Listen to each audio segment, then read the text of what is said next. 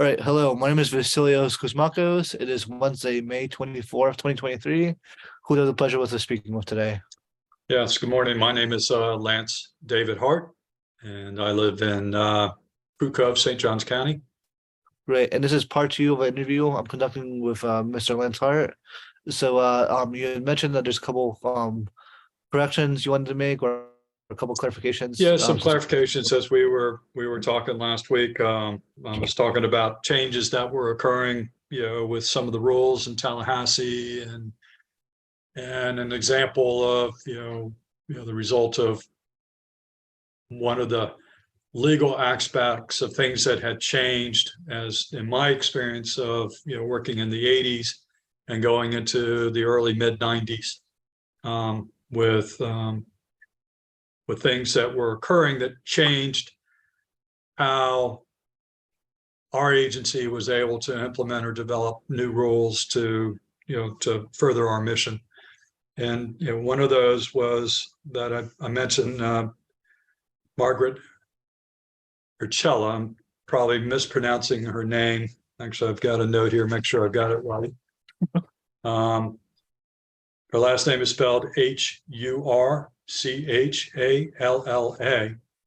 and she's the sister of Janet Rayner, who was the Attorney General under the Obama administration, and was born and raised in the Everglades. But she was a county commissioner in Martin County, very involved through the 80s and 90s in development of comprehensive act plans. But I guess as a private citizen, she got involved in some litigation. And what I had incorrectly stated was that there was legislation passed that enabled the winners of a lawsuit to pursue financial fees to cover their cost of litigation from the losing party. And really what was going on was that it was not litigation, but it was several court cases that occurred in the state where the court itself ruled in favor of motions by the winning party to recover fees. And these were kind of changes that started occurring that started basically affecting the ability of third parties or potential concerned citizens with any agency action in the state, any new rules that were promulgated in the state, from being financially responsible if they were not successful in their litigation. And what happened with Mr. Chella is, she voiced concern about some development in Martin County, and the owner hit her with what is known as a SLAPP suit. And basically he sued her, claiming that her intervention and her actions caused him to lose profit. And he prevailed in litigation.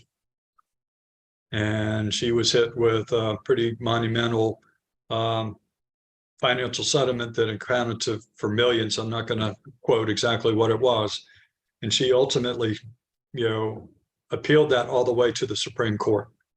And the Supreme Court chose not to hear the case. And she basically died in debt.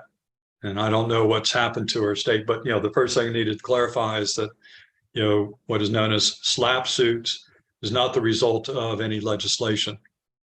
The other thing that happened that I need to correct is I was referring that there was a property rights legislation that was passed in the 90s.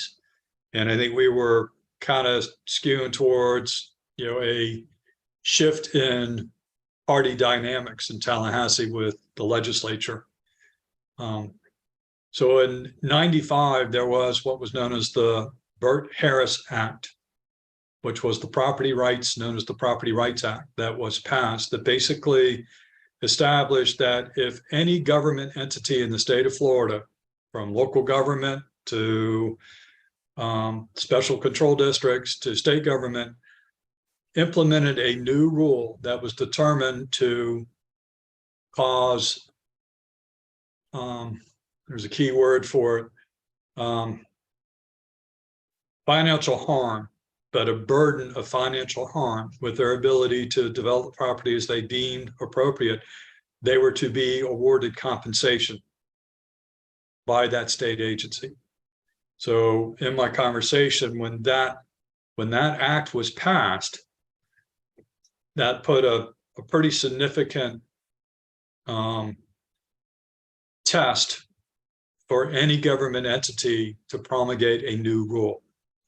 And prior to that, our agency, St. John's, as I was talking about this, it was in the context that we, as our district, is the only district that has special basin rules for the Wekiva River, the Econ River, and the Tomoka and Spruce Creek River. The Tomoka and Spruce Creek River became effective as that Burt Harris Act was being approved by legislature. So that was like our last major rule change that was not industry driven. And it just, in my experience, changed kind of the trajectory of the districts in the state of Florida in terms of affecting rules and laws that would help further our mission. It pretty much, in my opinion, kind of stop that evolution. Now, doesn't mean that we didn't change laws or pass new laws, but, for instance, the UMAM rule, which was the Unified Mitigation Assessment Rule, was driven by the building community. They wanted uniformity in how mitigation was assessed. So again, that was an industry-driven rule, as was the mitigation banking rule. And I guess the last one would have been what's known as the state environmental resource rule, which kind of conjoined the state and all the districts with having similar rules. And again, that was an industry-driven change. But those were the only big major changes to any rules, other than kind of minor clarifications and corrections that would occur. So I think the Burt Harris Act had a very significant change, as did also what was known, and I'm going to get my notes here to make sure I have it correct. But the JAPC, the Joint Administrative Law Committee, and the legislature approved what was known as the Florida Administrative Procedure Act. And that was during the Childs administration. So in 95, I think the House went to the control of the Republicans. In 96, the Senate went to the control of the Republicans, but Childs was still the governor, a Democratic governor, and he was our governor until 98. And then, Buddy, who was the lieutenant governor, had finished out his term and then lost his election to Jeb Bush in 99. And that's when Jeb Bush, or 98, 99 is when Jeb Bush went into the office. But this Florida Administrative Procedures Act created what was known as the Statement of Estimated Regulatory Cost. So that, as I was mentioning last week in our interview, was where anytime we implemented a new rule, we also had to then establish what the cost would be of implementing that new rule. So between the Burt Harris Act and the Florida Administrative Procedures Act, those were two things that really started to affect agencies and government in the Florida from how they proceeded to look at implementing rules to affect their mission. So obviously, as executive, right? The governor does have like who the governor is kind of who the governor is. Does have the ability to shape the way this stuff is operated pretty dramatically. But culturally, right? It's like, would you say that this stuff is kind of the result of maybe of the change of the state representatives more so than the governor? Because does that make sense? Because it's like, it seems like like you had Childs, then you had Jeb, like as governor, but like you still kind of had this like block of legislation still kind of pushed through, irrespective of like kind of political party at that point, at least who's the party. To a degree. However, Childs was actually the one that wanted the Florida Administrative Procedure Act to be passed.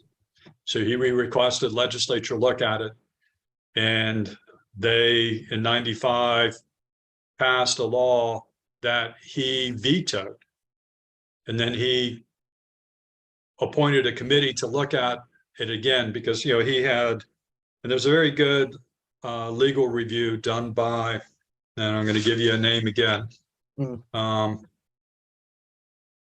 Third time's the charm. Florida finally enacts rulemaking reform by Lawrence Sellers.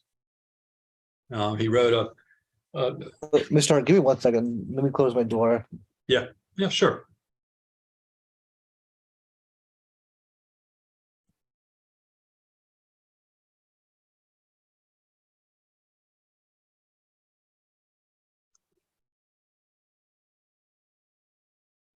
Sorry about that. Yeah, no worries. I was give me a chance to drink some coffee. So, based on reading this this review, he paints a picture that Childs apparently read a book talking about common sense in government, and for whatever reason, he felt that maybe the procedures that governments were implementing weren't allowing for common sense and were not providing ample opportunity for public input. So he requested that the legislature reevaluate the rulemaking process. So the first effort, he vetoed, and then asked for a committee to be formed with legislative leaders and staff from his administration. And they came up with another rule in '96 that essentially had all of the same provisions that he based his veto on, and he approved it. So he approved and and was the initiator of this Procedures Act reform that happened. And the Byrd-Harris Act was written and sponsored by a Democrat from the Fort Myers area, a former farmer. So it's hard to say that individual in today's lexicon of the political dynamism, he likely would be Republican. Yeah, I think he was probably a Dixie Democrat. So, to say Republican, Democrat at that period of time, really, it may be more like apples and oranges. And that's what I wanted to correct, is that it's hard to just say one thing or the other. But in my opinion, where things really started to shift in terms of the dynamics of the agency and how I could affect my job, was how the governors appointed governing board members. And when I started with the district in '88, the board composition was a pretty even mix of different industries, including folks that had environmental backgrounds, to where we are now, where our board is pretty much, developers, tourist industry, and there's not a mix, although you can look at it and see that, there may be foresters on the board. They're foresters that come from big timber companies that also have real estate development arms within their portfolio.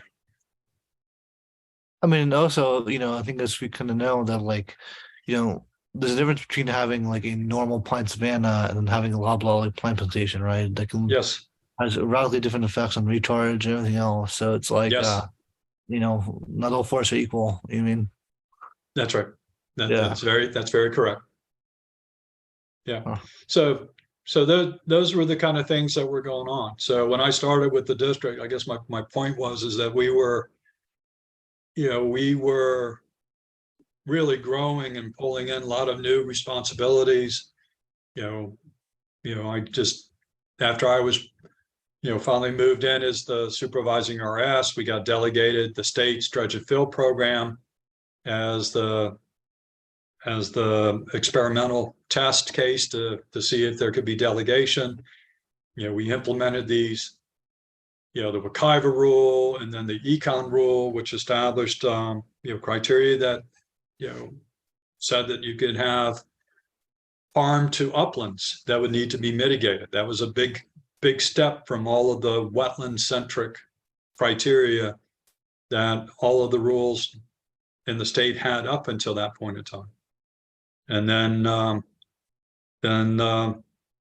we had the Environmental Reorganization Act of '93, which resulted in the current environmental resource permitting program, and the statewide delineation methodology, which basically said that there's going to be one delineation rule that all state agencies would have to use.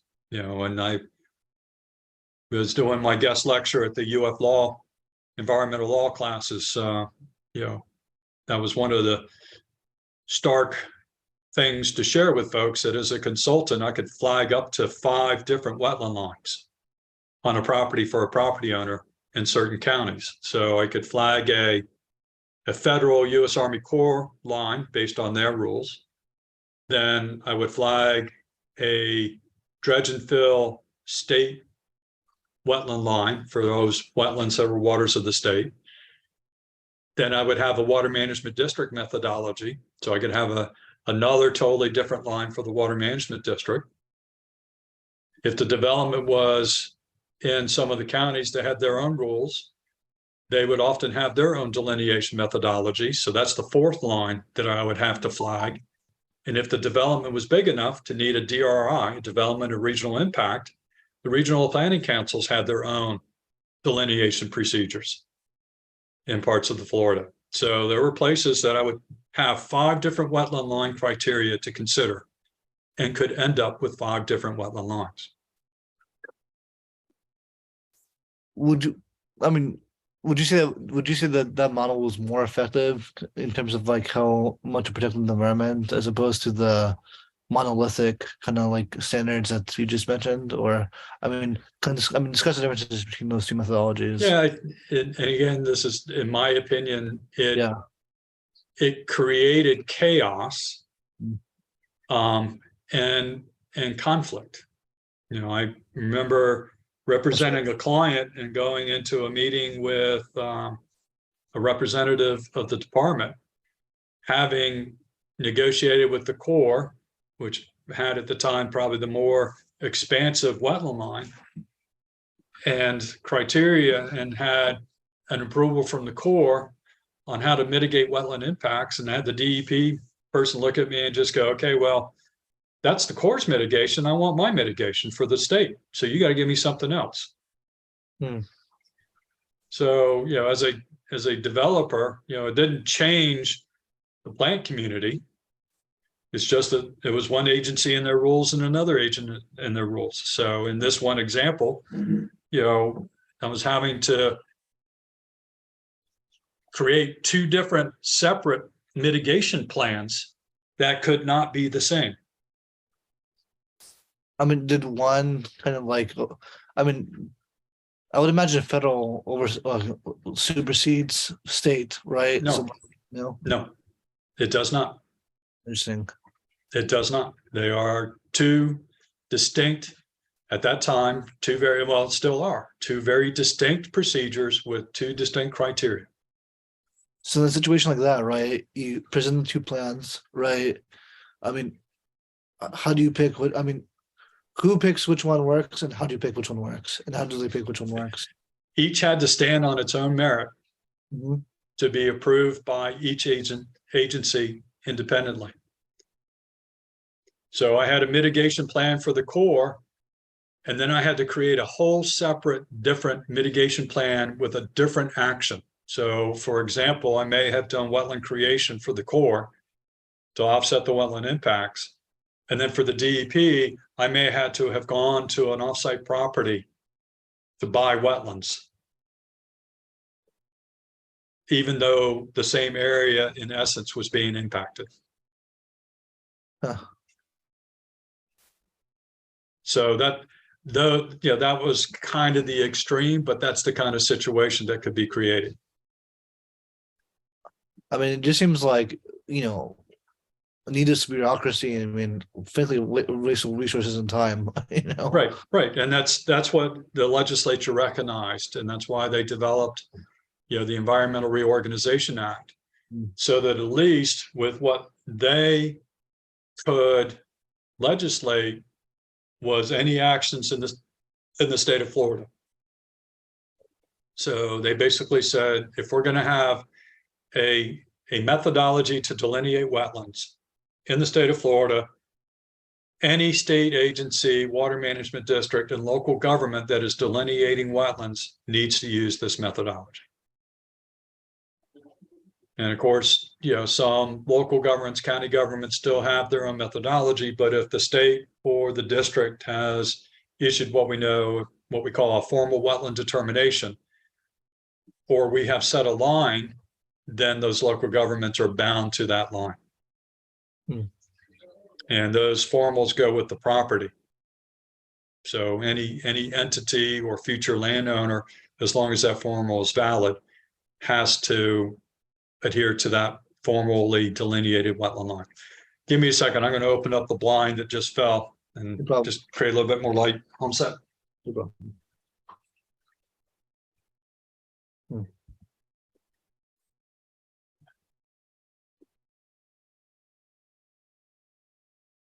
Yeah.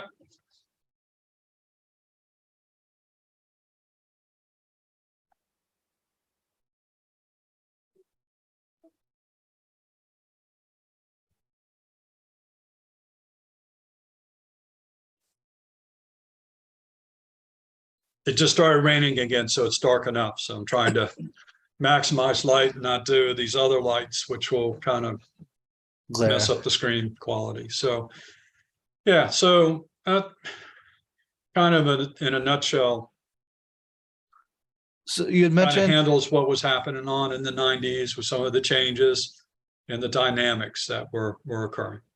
So you started touching on kind of like who was in charge of the type of people appointed to these water management districts. You want to start talking about that a little bit more? Well, our governing board members are appointed by the governor. So I'm sure, as you found out or heard from some of your previous interviews, water management districts are not a state agency. We're an agency of the state under the executive branch. So, as a new governor comes in, where there are governing board terms that are expiring and need to be reappointed, it is their choice as to who they nominate. And until, I think it was the second Bush administration, who the governor appointed had no question. And then the legislature, it was either Bush or during the first Scott administration, the legislature started implementing more control over who the board members were by passing and having the governor sign legislation that they would have to approve. And I'm trying to remember, kind of, because it was a step thing. At first, it wasn't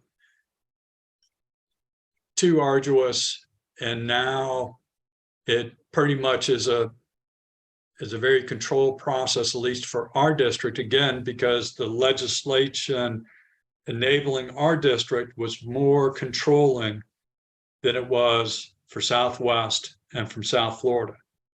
But I believe now the board members have to be approved by legislature as well as our executive director. So, the board nominates the executive director who they want to have, then the governor has to approve it, and then I think they have to go through some kind of legislative review, and how that works, I can't really speak to authoritatively. But, in that step alone, then the board has lost a lot, the board and the governor have lost a lot of their autonomy in terms of how the makeup of the boards and the executive leadership of the districts are.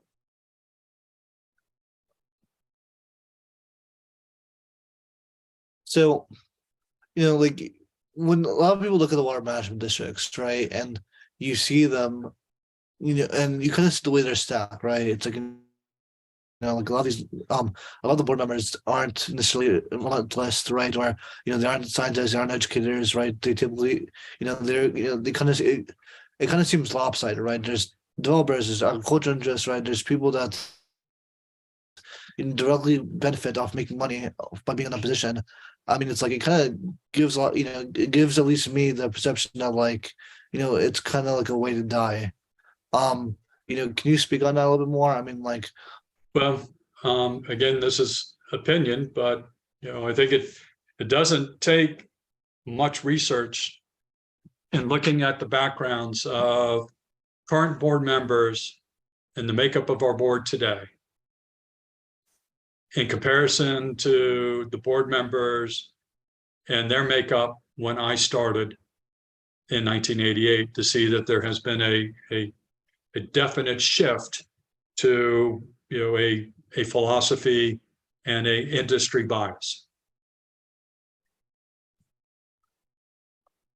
so I mean, so that being said, right, and plus the historical context you've kind of laid out, I mean, like I don't think it's unfair for some people in the public to, be, let's say, a little bit more skeptical about the way these kind of about the decisions that these boards always make, that these boards are making, right? It's because the term public interest gets thrown around a lot, right? Well, it's like, if you look at the background, right? I mean, the idea that every single decision they're making is for the public interest doesn't really seem like, I mean, just very transparently, like that's kind of happening.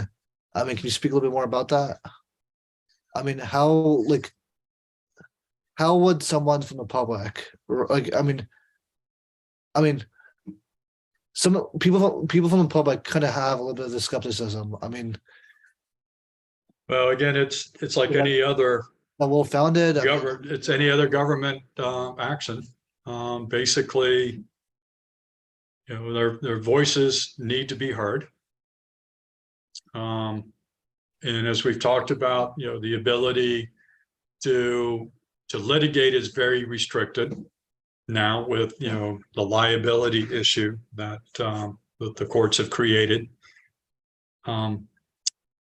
But it comes down to, and I don't want this to be, what's the word? You're the same sad song, but it comes down to how people vote, right? Because who is elected governor affects who is appointed as a board member and influences who is going to be our executive director. If you look at the district, we kind of had a lot of continuity and stability through the early part of my career when we had Henry Dean as our executive director, and he was asked by Jeb Bush to go down to South Florida to become their ED because there were some issues going on, and Henry was very stabilizing, effective administrator. So then we had Kirby Green as our ED. He came from the Department of Environmental Protection and was part of DNR before DNR and DEP. DER were merged to create DEP. And he served with us until Rick Scott was appointed. And basically with Rick Scott, there was a change in our board membership structure and he was fired effectively. The board, and it's pretty odd. I mean, they had just renewed his contract the month prior, and then the next board meeting, they terminated his contract. And then he was replaced for a brief moment by Hans Tansler and then by Dr. Shortell. So, that was a big change. And then we went into, a bit of a, uncertainty and a very different management style, because here were two individuals that became EDs that really didn't have any long-term experience in the agency. They weren't from the ranks, if you will. So, even though Dr. Shortell, she was on the Rick Scott, as I understand it, she was on Rick Scott's environmental transition team. And she was a consultant with a firm out of Gainesville.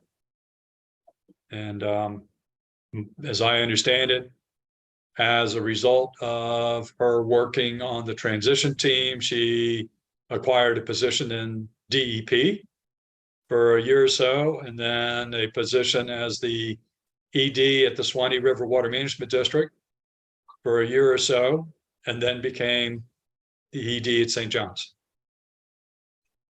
As opposed to, folks like Henry and Kirby, who started in the ranks and worked up. So, the knowledge that they had in the operation and the rules is a whole lot different than the knowledge that somebody from the outside has. And that all was a political decision as a result of who was elected and who was not elected. So I don't know if I answered your question, and I'm kind of dancing a little bit because it's a very difficult situation because the staff want to do the right thing. And the staff are trying to do the right thing. And you have, and I always admired Henry Dean as our ED because, I would be in the trenches, but Henry was the U-2 spy plane guy up there at the 60,000 feet that could see all these different parts and how they were working. So, he would make decisions based on recommendations that may have been contrary to how I viewed the rule needed to be, but in the general big concept, I'd understood how the pieces needed to work. And it wasn't often that happened, as opposed to potentially now or preceding, because I would say with Mike Register now being our executive or the executive director of St. John's, I can't say R anymore. So, now that Mike is the executive director, he's somebody that came up through the ranks and he understands the rule and the workings and the process. So, I'm confident that hopefully the public's confidence will be restored to a degree in how the district operates. Yeah, I mean, I think you definitely answered the question, but as best as you can, because I understand, your position.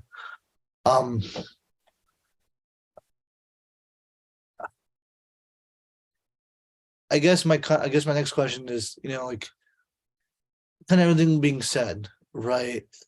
These boards, right, composed of, these scientists like yourself, right, they're conducting these analyses, but as we're kind of saying, right, it's a very complicated picture. I mean, it's like,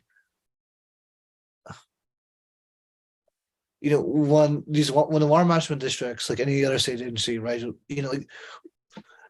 when the government conducts a study, right, I think it's, I mean, generally speaking, right, I think most people will understand, would kind of take that as face value, right? It's a reputable thing. No one's going to do a peer review, or no one's going to do a replication of a water management district survey of pollution in a certain river, right? Well, so that being said, right, I mean, how is the science that's coming, describe the validity of the science coming out of these districts if there isn't same protections that exist in academia. Okay. So I think it's very important to recognize that the lens that I'm speaking through is through the lens of somebody in our regulatory program, as opposed to the lens of someone that is in our environmental sciences division, or minimum flows and level division, or land resource division. Because they are not having to do regulatory actions, which is my background. And inherently, anything that is a regulatory action, particularly as I've described the evolution with like the Burt Harris Act and the SLURC laws and stuff, it's a political rule. But the science, our environmental science division, who are looking at water quality of the river, who are doing the upper basin, the Lake Apopka restoration projects, the science is what they're following. All right. And when what they're presenting goes to the board, the board, I'm pretty confident, is respectful and an understanding that there's the science behind what they're asking for. But that's different than when you're taking a regulatory action to the board. And let me just caveat it that a lot of our regulatory actions have now been delegated down to staff approval, including, I think, to a degree at the departments with their DEP at their districts. So it used to be that projects of a certain size or a certain amount of impact would go to the board to be reviewed and acted on. Now, rarely does anything go to the board other than something that is highly controversial, has had somebody voice an objection or a concern about, or staff is recommending a denial.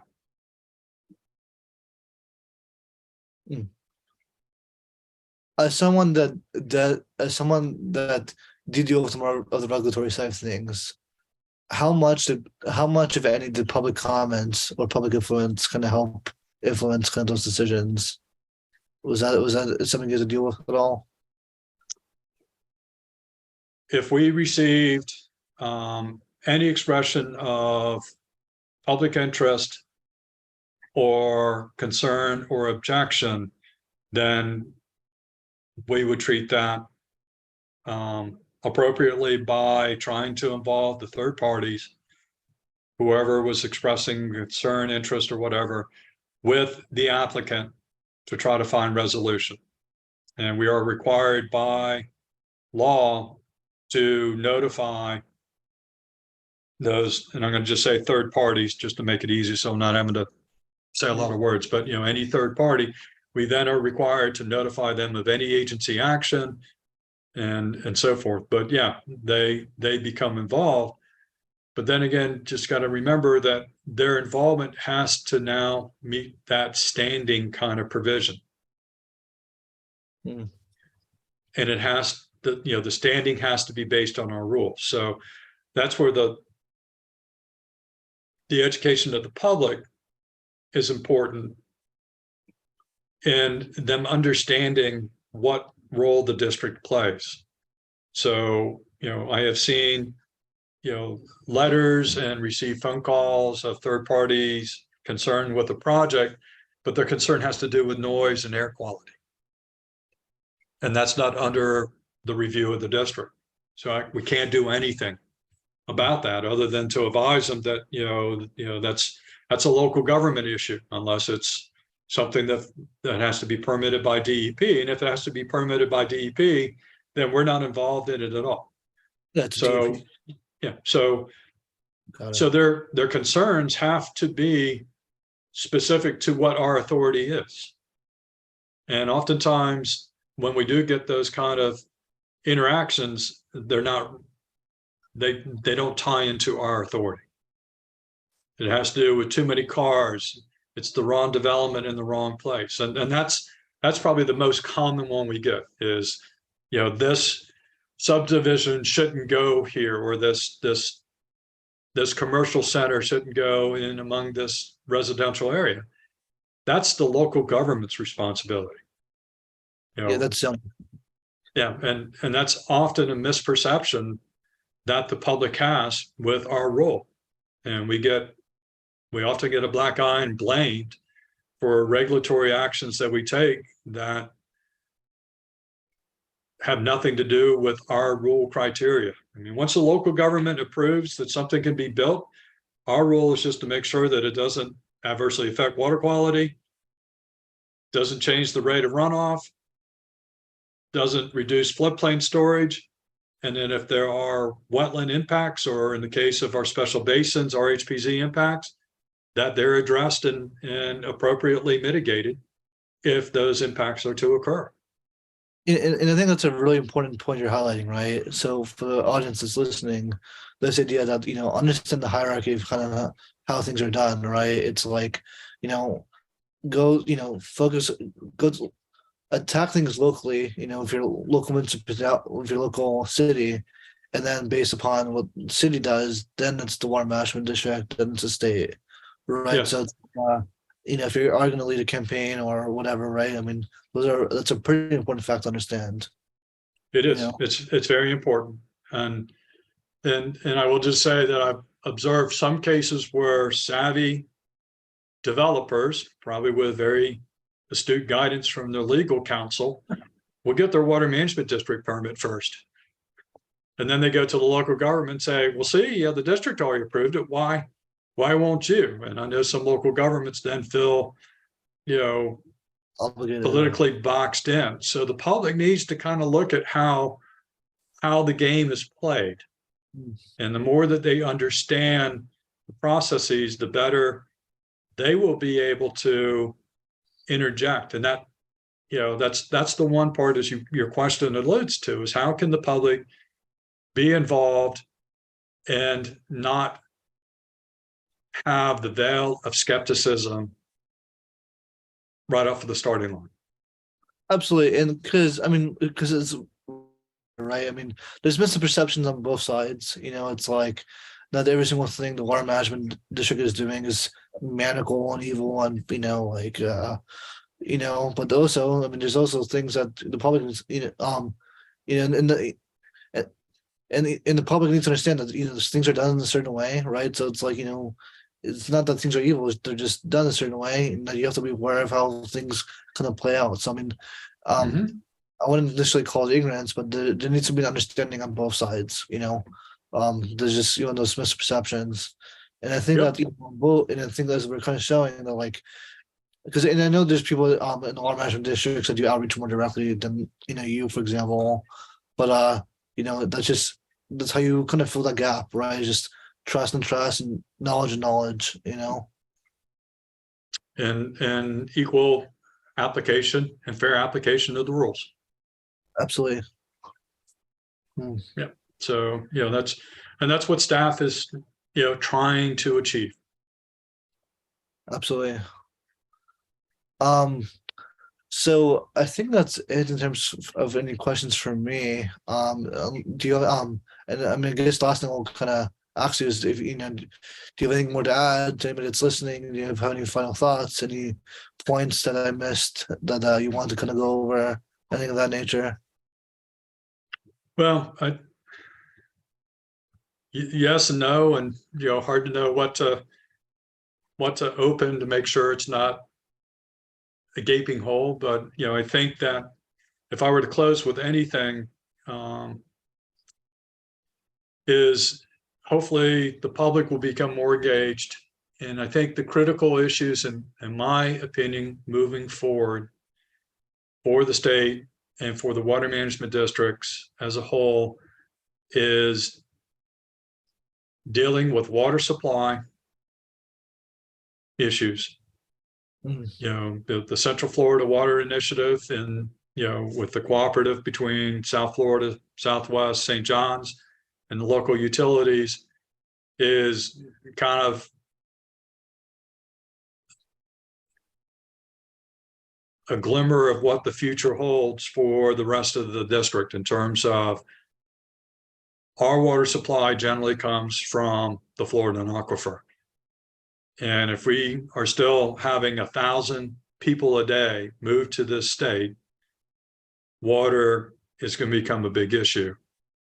So I would encourage somehow the messaging still needs to be out there. The folks need to keep an eye on that, because as groundwater is taken out for use, which unfortunately, based on my understanding, the majority of our potable water goes to keep our yards green. And once that happens, that water doesn't naturally recharge back to the Florida aquifer, because now we have all these subdivisions with roads, curbs, and gutters that take it to a pond that either discharge to a creek, a river. So as one of our board members is known to say, that water is lost to tide. So once it heads out, it doesn't replenish our aquifer.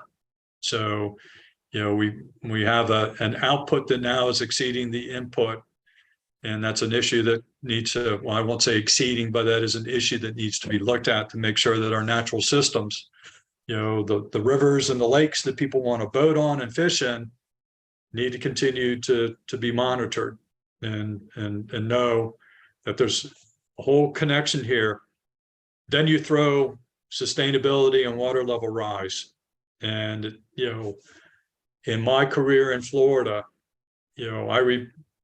not to be long in the tooth, but when I first started working in the Jacksonville area and I would cross JTB over the intercoastal waterway to the beach to go surfing, there used to be a pretty dense population of cabbage palms and little sawgrass or saw palmetto oak islands all around that overpass. And in my 35 years, that has now transitioned entirely to salt marsh. And the same thing driving up 95 through Nassau County and into Georgia. I have watched little upland islands out in those marshes, brown die and be taken over by marsh with sea level rise. That's real. And there are some projects that were permitted back in the early 80s with wetland lines using that old methodology that had areas delineated as uplands that would clearly be wetlands today under our delineation methodologies, with older rules that now potentially are flooding, with people not realizing that that whole area, a lot of Fort Myers the same way, was permitted under old rules with older methodology that, if they're flooding today, it's because, they were built possibly in something that would not have been called uplands today, coupled with the fact that you have sea level rise. I mean, and kind of circle back to the water quantity issue that you kind of mentioned too. It's as climate change not only gets more severe, not only do you have this flooding, right, but it's getting hotter. I mean, I think I just saw an article the other day saying that the next 5 years are almost certainly going to be the hottest 5 years on record. Right. As the last 5 had been. Yeah. The next 5 are going to continue that trend. We are, based on some of the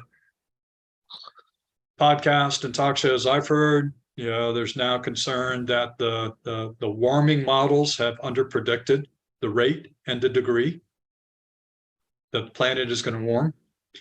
But back to water quality and all these older subdivisions that we talked about, how many of those are septic tank systems that now will not work? And if they're not working because of water level rise or, other issues, they're now not effectively treating wastewater, which then is leaching into our waterways. And I know that the district is trying to, deal with that. We have a sustainability staff person, Tom Frick, who's trying to work with folks and trying to look long range, but that's a whole different arena that I have no working knowledge about. So you gave me a chance to talk about things to be aware of and for future investigation, those would be the things that I would want to look at to get the public informed better. Yeah. I mean, Florida definitely has a very uncertain future. I I mean, do. between again, the water quality issue and then the water quantity, right? It's gonna get warmer, right? Which means it's gonna be more drought. So we're somehow we're simultaneously gonna be more flooded but drier than ever. I mean, in nature, this Yeah. It's good. It's going to be more flooded with water that is not going to be potable. And then you throw on that what's going to happen in South Florida, right? Because there will be certainly infrastructure that's going to have to be built to protect places from flooding, like Miami. So what of that whole southeast complex will, just hypothetically, using the Netherlands model, where are we going to build levees and where aren't we going to build levees? And if there are residential areas outside of where levees are going to be built, where are those people going to go? And I predict, in my opinion, that there will be a mass migration of some degree from South Florida as people realize that their homes are not tenable with changes in water level. My theory is that I think the center of the state, which has been pretty much like unpopulated forever, is going to see a really big emergence of people over the next 20 years. And so if that happens, By land. well, by land, but I've heard a rumor that some people have already been buying land, like Ted Gates.